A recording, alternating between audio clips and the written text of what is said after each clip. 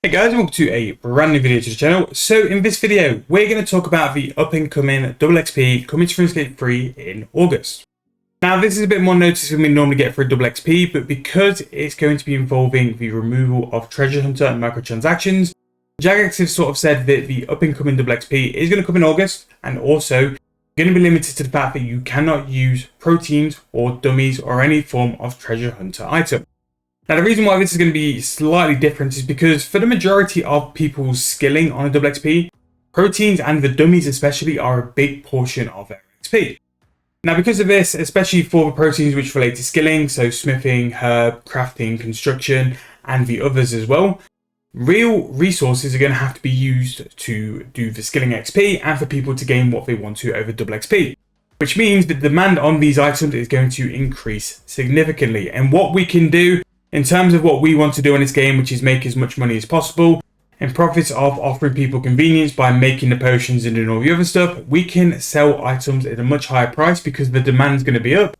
And also we can focus in on the items which are going to be most appealing to the players in the game. So what we're going to go and do is go through the items I think which are going to rise in preparation for a double XP for you guys to make to either save and do yourself or sell for a higher price and make some profit off. So we're going to break this down into the skills which I think are going to be most affected. So the first one I want to talk about is construction. Now, construction really isn't affected by proteins. I think ever since they made it to the point where you can't make things like planks and stuff like that, construction's not really used. It's one of those dead proteins which you would sort of convert into another skill. But what I would say in a minute is that construction, and especially some of the frame prices, are incredibly cheap. Now, from previous experience of doing a double XP, things like a U-frame historically will always be between 70 and 80k. At the minute, you can buy a U-frame for, well, that was an instant buy at 48k. If you were going to sort of like try and be really cheap, you can actually pick them up for 42.2k, which for a U-frame, like even if I was to sort of like lowball it and sell it for 60k, that is a very cheap price, and it's also an incredible amount of profit. So someone's put a slightly higher offer in than mine, so I'm just going to amend mine now. And again, I'm buying these with the intention of using them. I mean, 10,000 U-frames would be some real nice AFK construction XP. But when it comes to double XP and the inevitable, I can't be bothered to make them, I can sell them for a really high price. Now, while we've gone through construction, I'm only going to check magic as well, because I think you and magic are the two which are really important. But if we look for a magic frame in a minute is 59k, which is crazy. That would be more 80 to 90k in my opinion. But 59k for a magic frame, and if we sort of like try and instant sell it, yes, you can sort of get it a little bit cheaper, so about 56k. But for me, the value for money, the U frame is always like very good for value for money. But if you want to spend a little bit more, magic frame, very good time to get 99 construction boards if you wanted to.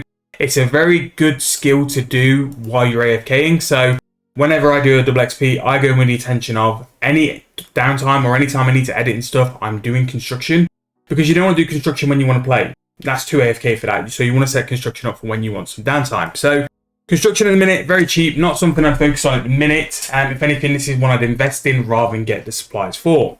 Now, the other one we're going to move on to is Herblore. So Herblore is going to branch into three different things. So the first one is the obvious one, extreme potions. So extreme potions, but also super potions as well, are something which are going to make a lot of profit. Obviously, herb is such a good money maker anyway, but people don't want to make super potions, and people also don't want to make extreme potions. People just want to buy the overload supplies, and because of that, the demand on things like extreme potions and the super potions as well is going to go up. So what I would say, I'm not going to price check things like that now, because it's quite a big video. I might do it sort of later on in a week or two when prices started to move and settle, because we want volatility. Once there's volatility in the game, that's when we know we can capitalize on it more. But as it currently stands, things like super defense make 10 mil per hour. Super strength will be about 5 to 8. Those are the two I've found which have been the best. Ranging potion is not really worth it. Super magic's always been a bit meh.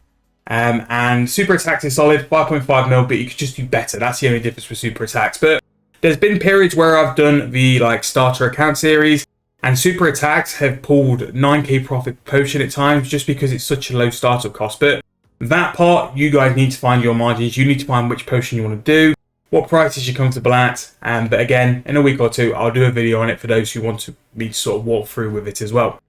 Now, after the extreme potions and the overloads, you then have the dino potions. So the dino potions I'm going to refer to are the power bursts. and then also things like warm bombs or anything sort of related to that as well. So the reason you can make money off this is because these are the best performing XP potions, and they have very unique secondaries. So for a power burst of vitality, which is what I trained to 120, I think, you need things like a rocktail, which again, don't really want to pay attention to that. That's not very important. But also a Sara Brew. So you could also make a Sara Brew, very similar to how you're doing with these super potions, and make a lot of money from them. So that is one. And then also the Vorm Bombs. Vorm Bombs are massive, probably lead you most AFK and best XP. But this requires a secondary in terms of a Dinosaur Roar.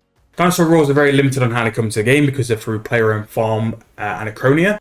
But you've got two options here. You could try and invest in them now and try and slowly over the next couple of weeks buy up these Dinosaur Roars, which are very limited on how many you can buy. And let's just have a quick check on how much you are, because I'm sure the limit's quite tight on them. 1,000 per hour, which so something like this, again, especially if you've got a decent stack of them, you can get them moved quite quick. They're already over mid as well, so very limited supply on Dinosaur Roars, and again, you've got a demand there because people want to use Vorm Bombs because they're such a good way to train. So that is one to sort of focus on as well. And then with Herblore and the Herblore package, you have farm runs. Now, you don't need me to sit here for 15 minutes to tell you guys how good farm runs are. You guys know my feelings on that. But at the minute, farm runs, you can add so many things to it. And one very, very important thing I would start including over the next couple of weeks is the Primal Pulp. And with Primal Pulp, you've got two options. You can sell the fruit or you can sell the extract. Depending on your herb level, depends on how many of each you can get. But these are so important because they're required for all the dinosaur potions. And the dinosaur potions are what people are going to want to make for the most optimal XP. So you can include this in your farming runs as well for that bit more GP as well. Not only can you do this, while you're now farming, you can do things like Starbloom Seeds, where you can include that into your run, and you can make even more GP from the brand new Starbloom Flowers. And if you're doing your runs for your pulp, you can also do herb runs. Again, herb runs, we all know it will make you a lot of money.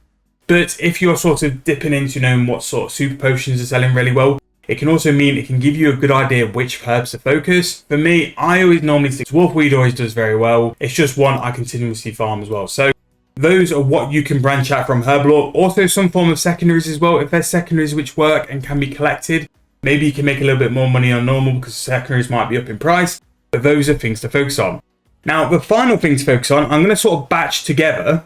So what I'm going to sort of go through now is the new forms of AFK training. So one of the big projects I've been doing on the account for a little while is making these eternal magical short bows. It's a nice way for me to train fletching and to be nice in AFK in training fletching as well. And because of that, I've got a nice little stack. It's not what as much as I want it to be or anywhere near the level I want it to be either, but people will be buying these short bows to turn them into martial fletching. And what this basically is kind of like burial armor. So burial armor fletching, again, get ready for that. You've also got rune crafting as well, where you can rune craft the eternal magical weapons up until tier 5, and then again sell them on the Grand Exchange for huge profit. You are training your rune crafting, upgrading these weapons, and then once it gets to a level where you can convert it to massive XP, and that's when you sell it and you can make some GP off it. So all these brand new ways to train your 110 skills for very AFK, very low cost GP, because again, the sort of fletching one, all you need is eternal magical logs, and they're 3.2k. Yes, they've gone up a little bit, but they're nowhere near what they could be, sort of thing.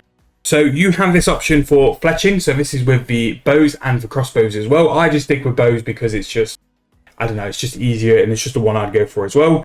Rune crafting, you can do staffs or the wand and orb. And again, you will train your rune crafting doing this as well. This was okay, and especially with the fact you can't use proteans. I think proteans is what harmed the rune crafting set so much on the last double XPs, because people just use proteans at Soul Wars.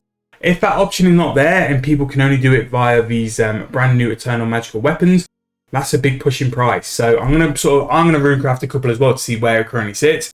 But it's a good time for you now to runecraft up until double XP and make some money off it. And obviously with 110 crafting, the Starbloom armor as well. If you're gonna make Starbloom armor very similar to burial armor, get them to that point, sell them on the Grand Exchange. The XP and the fact they've buffed the XP as well, it just means that more people want to do this. To be able to train crafting that quickly in that AFK, be a really good time to see just how good it's going to be. So again, fletching, crafting, rune crafting, and then also you have smithing. So making the smithing to a +5 or a +4. Sometimes I've found that +4 sells really well because people like to do it to +5. and then also do it to burial afterwards. So buying the +4 at a slightly lower price, not spending as much money, and then also getting just as much XP as well. So smithing is always a good one. Getting those up to a +5 can be a nice little AFK thing, especially once you've got high enough smithing, so where you just follow over it and just process them really, really quick and just get it all at full elite and nice in AFK. But yeah, those are my initial tips. Again, do your herb runs. Herb runs will always be good. Do your Star Bloom Seeds, do your Primal Pulp. That is the one I would say everyone should do, is because it's such a nice, quick and easy run. It's just going to be easy cash. But again, now skilling's changed massively, and I do think these Eternal or 110 skilling methods are going to be massive. So what I'll be doing over the next couple of weeks, we'll be doing the normal double XP sort of breakdown. We'll be doing money makers, what I would do to prep, what the plans for the accounts are, and just sort of laying it out for you guys to make as much GP as possible. But if you've got any ideas, drop in the comments below. Let's sort of get a convo going. What are you doing to prepare for double XP? What are your investments? What are your plans going forward? Me personally, in terms of investment, I'm just going to buy those frames. But as always, with sort of skilling, my intention is to use them. And if I can't be bothered, which I really will, I will sell them for some price as well. But I hope you guys enjoyed the video. If you have, please make sure to leave me a like, subscribe to the channel. Me so much. I'm trying to get to 10k subs by the end of the year. So if you guys can help me out, that would be great. Thank you guys so much for watching. I'll see you guys very soon in the next one.